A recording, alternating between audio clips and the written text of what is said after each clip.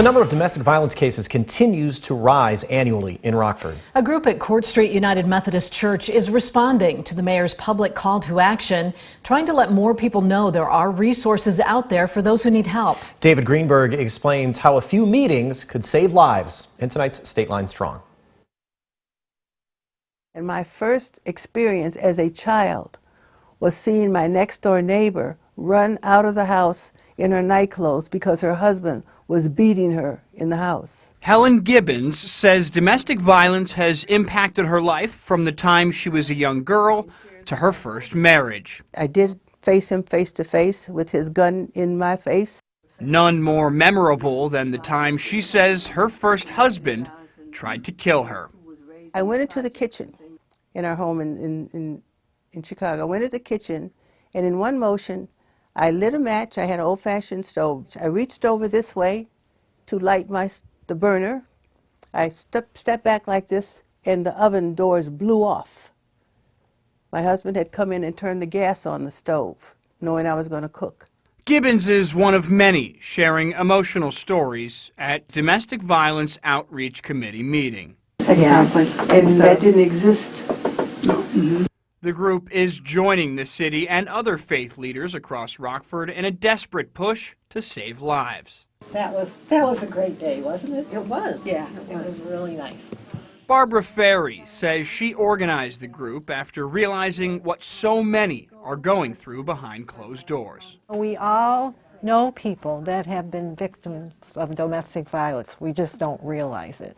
And so to have people come here and trust that they could tell their stories and not be judged just gave me a lot of satisfaction in knowing that I could be part of some solution.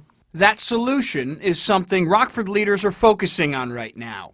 Nearly 40% of the city's violent crime comes from domestic violence.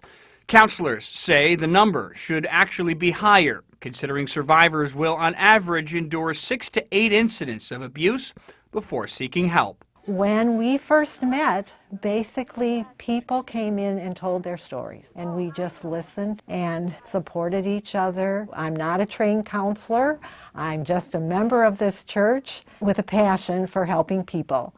The group has grown in numbers since its creation, helping to raise money for local organizations, participating in the mayor's Walk for Domestic Violence, and donating items to shelters within our community. That's why I'm part of this group, because I've been there and I've been there. Gibbons says she's grateful for the group and hopes the message will resonate far beyond these pews. I think for them to hear that from all walks of life, women can tell their stories from all walks of life, especially walks of life that you would never suspect. That was David Greenberg reporting. The group's goal for the new year is to get more men involved. Group members hope to be able to teach boys from a younger age about right and wrong. We're committed to supporting survivors of sexual and domestic violence. There is help for anyone who may be struggling. You can find a list of resources on our website. Just click on the State Line Strong tab.